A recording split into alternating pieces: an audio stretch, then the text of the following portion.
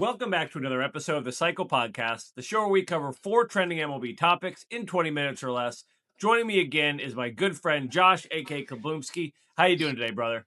I'm pumped, man. Thank you for having me back. Let's get this show started. Absolutely. And happy 4th of July to everyone. We are recording this on July 5th, so I hope everybody watching still has all their digits still intact.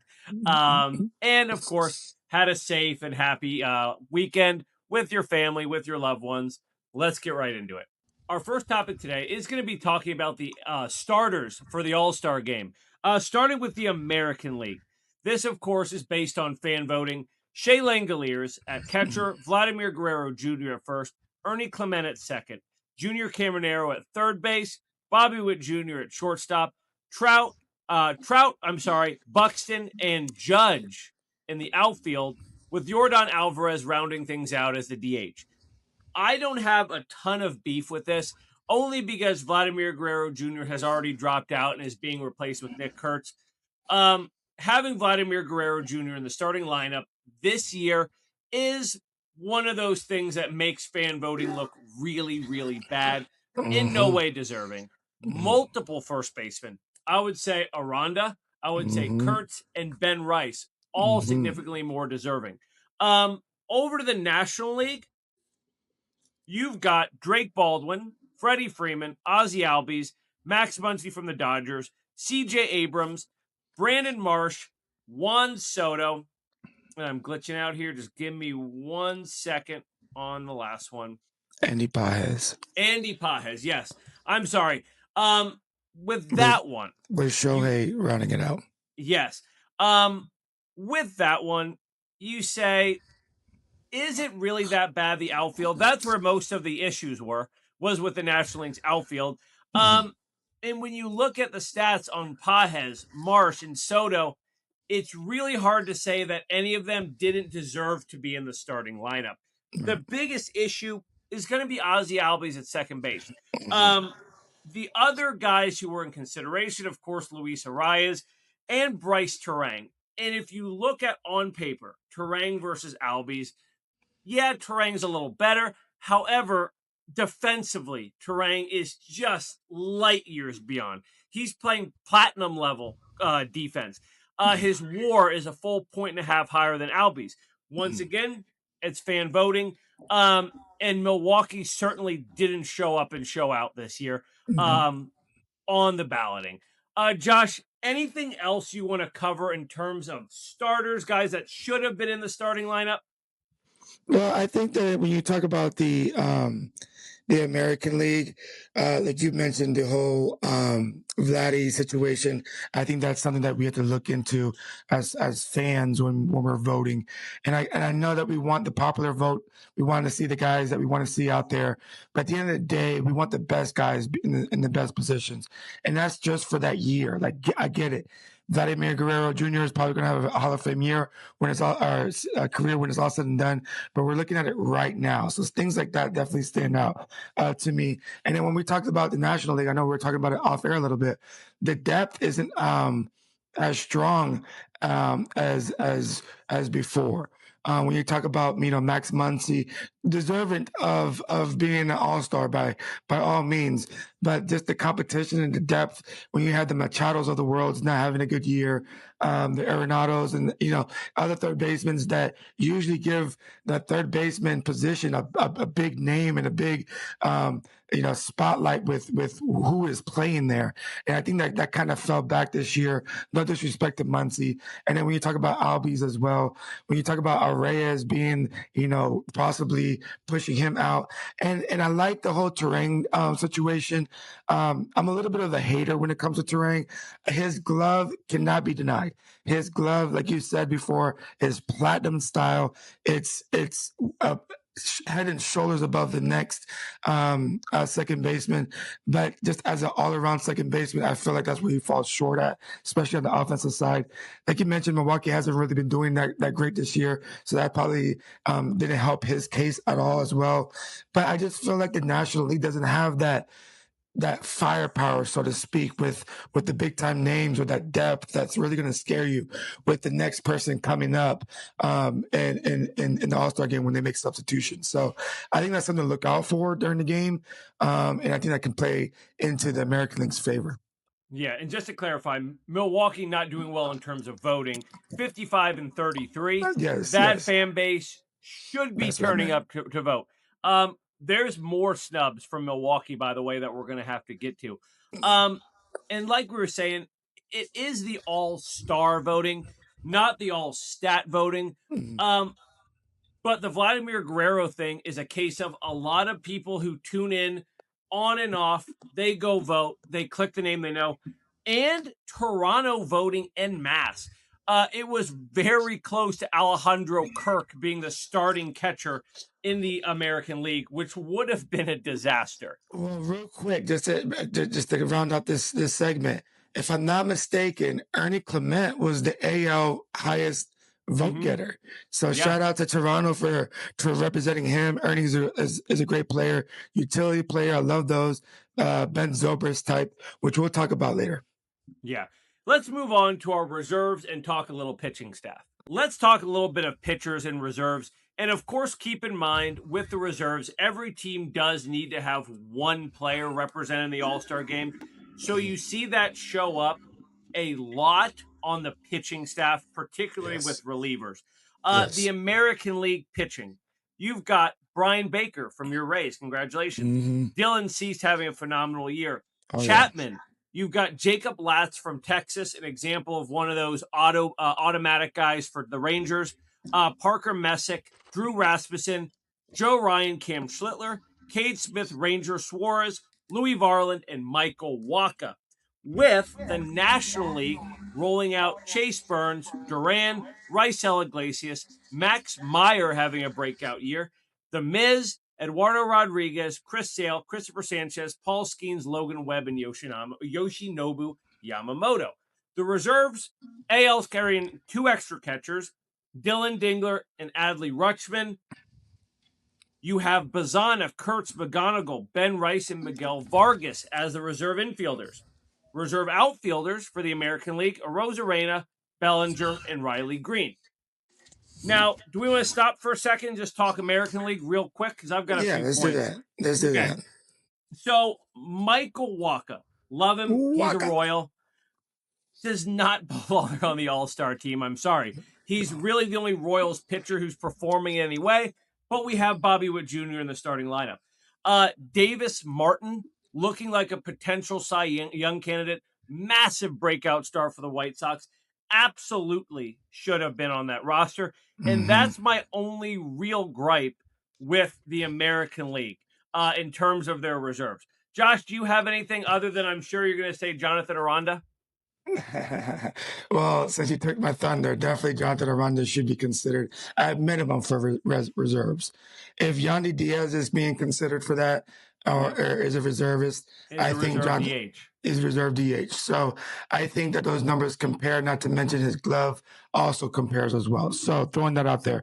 But I'm not going to touch too much on that. What I'm really going to touch on is I'm happy that you said it, the Waka situation. Love the guy, but he's just not. It's just not an all-star year for him. And I like him because I got him on fantasy. I picked him up off of waivers, and he's been doing great. But it's just one of those things where he's just getting by. And I get it. You guys have a ton of injuries, but he's just not having it there. Also, on the flip side, not to argue this case, but I want to give flowers to Aroldis Chapman for getting the strikeout record for relief pitching. Yeah. Awesome, quiet year. Usually you hear a lot of hype wherever he goes. The Cuban Missile this, the Cuban Missile that. He's quietly having one of his, predominantly good years this year. So I just want to, shout out him. Yeah. Let's move on to the National League real quick. Hmm.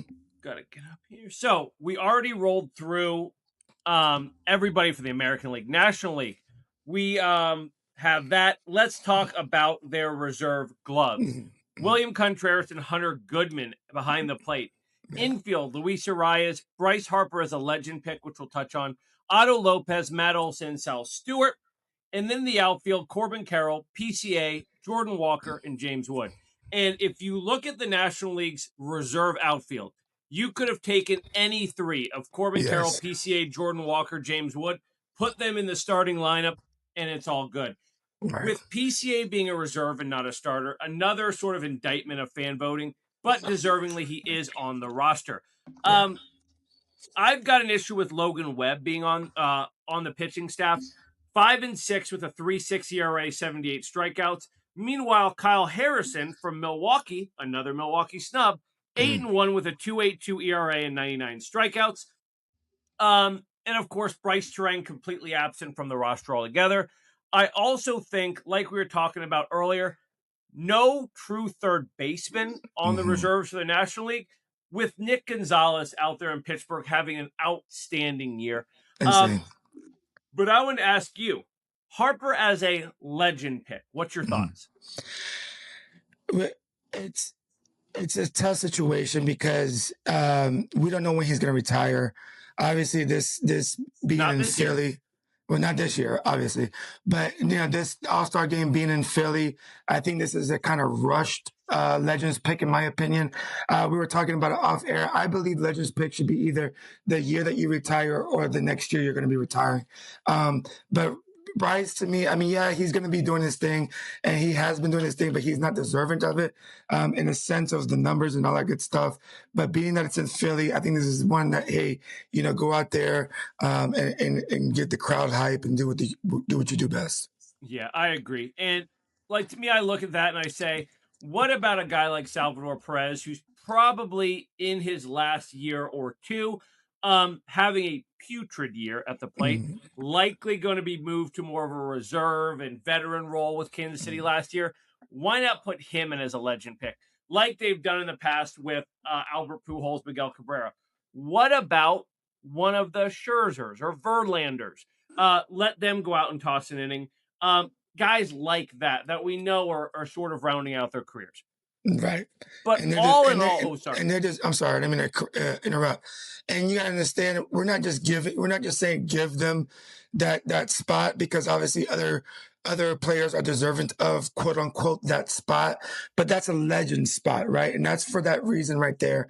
They've paid their dues, they've done their time, they've gave back to the game, and they've produced at a high level for multiple years. So that's what we mean when we say give them one more, hurrah for it. Absolutely. But all in all, I'm not that down on the all-star rosters in general this year. I think No, it's for the most part a good selection. yeah, Every single year there's snubs. You cannot have a perfect roster because there's simply more all-star caliber players than there hmm are spots on the all-star team. But with that, let's move on to a fan topic. Like we said already, this topic was given to us by a fan who predicted that the lockout as we go to the 2027 season could take up to half of the year away from us. And yes, while I don't think that is outside the realm of possibility, we know that the MLB Players Association has come into this with more intent to fight it out than they have in recent years. I also say that public perception of ownership is probably at an all-time low, hmm and the owners can't go back to their same bag of blame the players, blame the players, blame the players, blame the players, because these are a bunch of multi-billionaires who own sports franchises who are making more than enough money off of it. hmm Meanwhile, I also think they are a much more entitled group than your traditional people. Half of the league either inherited their teams from their family or inherited the money from their family that they used to buy those teams. So I don't think these are elite business minds for the most part. I also think that it's a group of people who have been given everything that they've earned or everything they've ever earned. And think that they're always entitled to get what they want. I'm looking at Bob Nutting, first and foremost, from the Pirates. Um, I also think that the Major League Players Association is a lot closer than people realize to winning this one fairly handedly. Their demands roster expansion from 26 to 28 early in the season, reducing the number of in season demotions from five down to three, giving players access to non-proprietary performance data collected by their teams, no salary cap, not necessarily a floor, but a penalty for teams who are underspending. I don't think any of that is absurd. I think No. that's fair. And we Yeah. know the Players Association is trying to protect not the judges, not the Otanis, the guys who bounce around, guys like Cameron Meisner, that are up and down throughout the season, trying to limit the amount of teams they can say, hey, you got to get on the next flight out here. You're going to play tomorrow, and then we're going to send you back down. Right. I also don't know why players don't have access to all of their performance data. Yeah, that's what I was wondering. But continue. I'm sorry. Yeah. So the MLB has already agreed we will give you almost everything you want if you agree to a cap on the floor. I think that's how bad the owners know their perception is right now, with all of the talk of underspending, with all of the talk of the greed, and effectively, like the Colorado Rockies, pimping their team out just to pocket as much of their capital as they can Yeah. without trying to give back to the fans at all.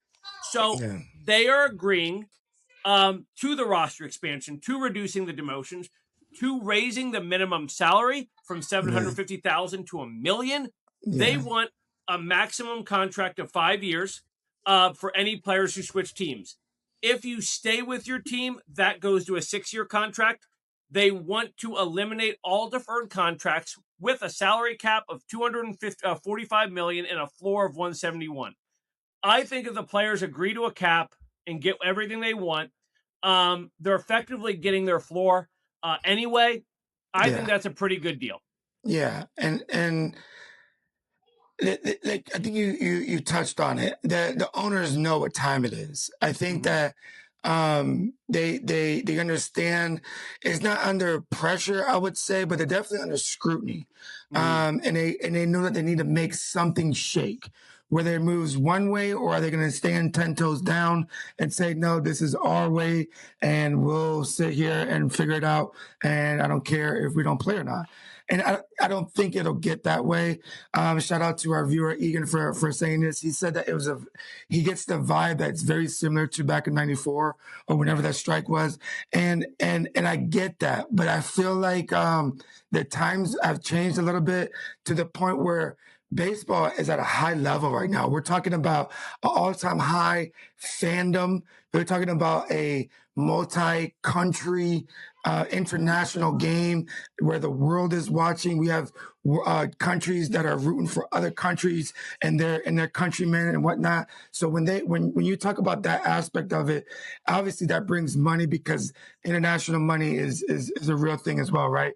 But the a couple of things that pop out to me when you were talking about what it is, I think you definitely have to take the floor and the cap. I get it. The cap is a tough one to bargain for, but at least the bottom of floor. And I'm speaking as a Rays fan now. That needs to be set because we want to see, especially when we have a good product in the field, but we're missing one or two players.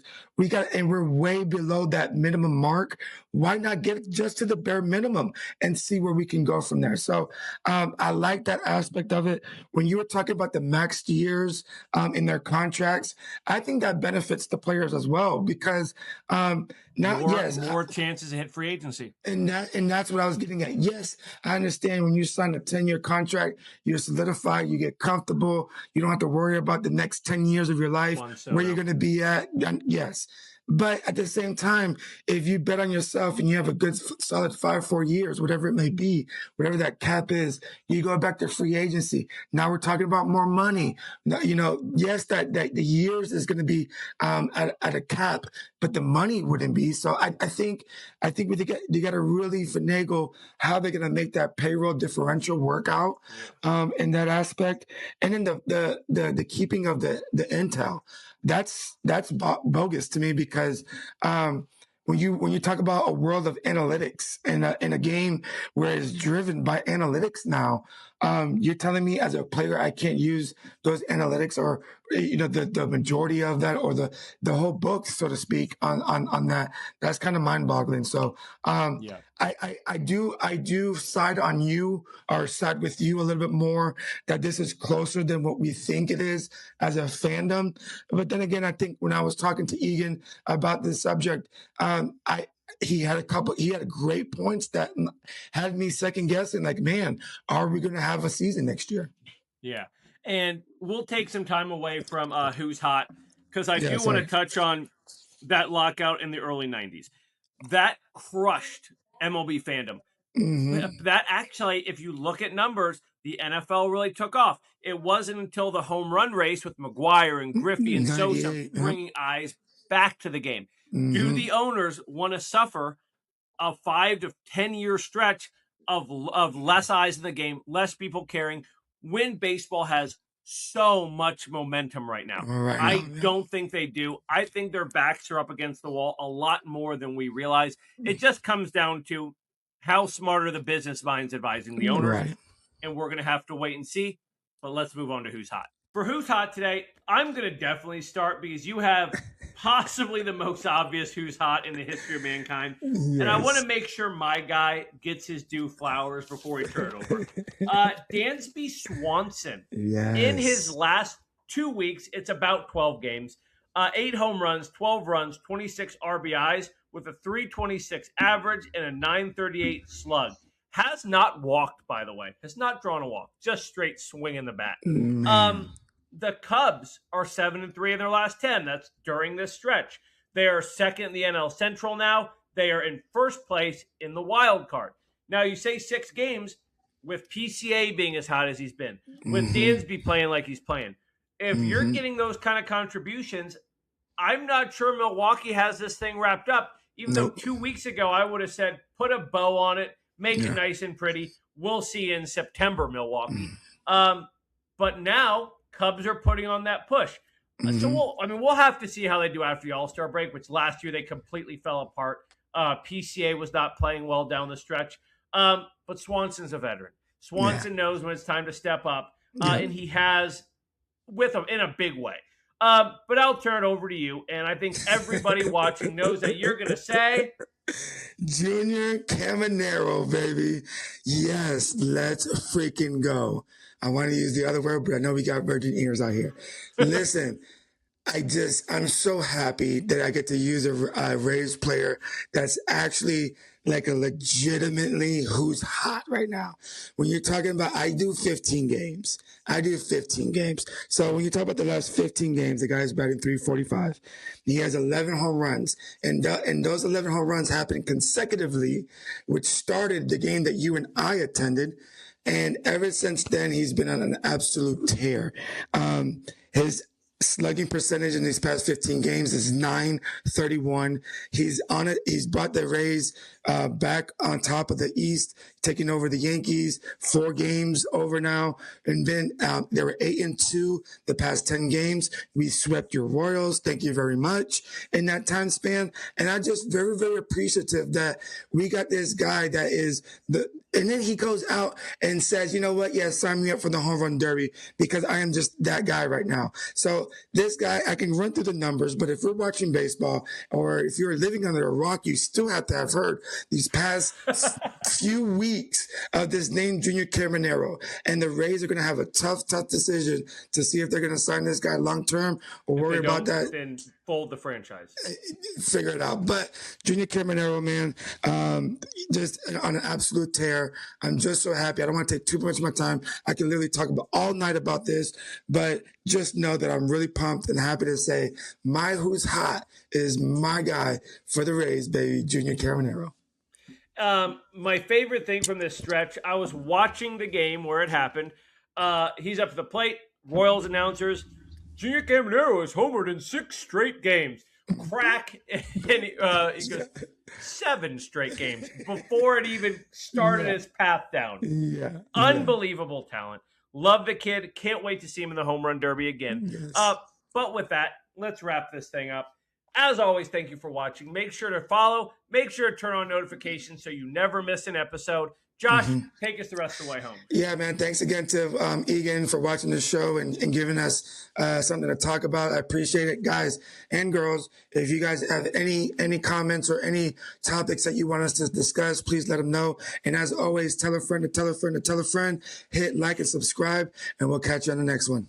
Absolutely. And I know my mom's watching this, by the way. She will be in the hospital still when this episode rolls out. So please keep her your thoughts. She is our biggest fan. Text me every single episode. Lets me know what she thought. Loves Josh, of course. Reds. So Go Reds, by the way. I'm not doing that. No, it would have to be a lot worse for me to say that. We'll see you next time. See you.